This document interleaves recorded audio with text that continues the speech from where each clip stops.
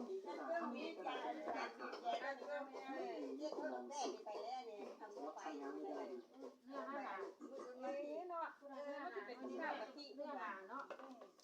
ไปอันก็จะเกี่ยวกับคือเอาไปจูงกันนั่นน่ะไม่สบายก็ได้บอกว่าจะจูงนี่ล่ะนะจูงเขาน่ะเขาใจให้น่ะกูบ่ได้เท่ากันนะกว่าจะไปดอกรูปแล้วกำไปจวดน่ะ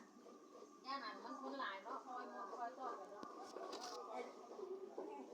ออกไปตาก็ทำนานเคยอันมึงไปบุญแล้วว่าแต่มึงไปเลยได้เมื่อวานอยู่ว่าจะมื้อนี้แม่สิไปเสร็จแล้วเพราะว่าเวลาเมื่อน้อยเนาะเนื้อน่ะเนาะ กินบักกะลามเด้อมากินบักกะลามเด้อกินหลายบ้างก็หลายวันตักเสียเนาะเฮ็ดขนาดได้ตักเสียทำงานได้โอ้คุณป้าอันน้ำมันนี่เด้อลูกเด้อเอามาที่ใส่คือหลายเฉยบ้านดอกเตยใจอยู่ซั่นนี่ อันใด กระดาษคือการ น้อยนั่นไปเบิ่งตัวแม่อยู่เฮือนหันเว้ย โหเนี่ยเอายังซื้อมาได้4หน่วยนึงเมื่อวานนี้ เอาไม่หายได้ แล้วสิเอาใส่กะทิเอาว่าซั่นแล้วพอดี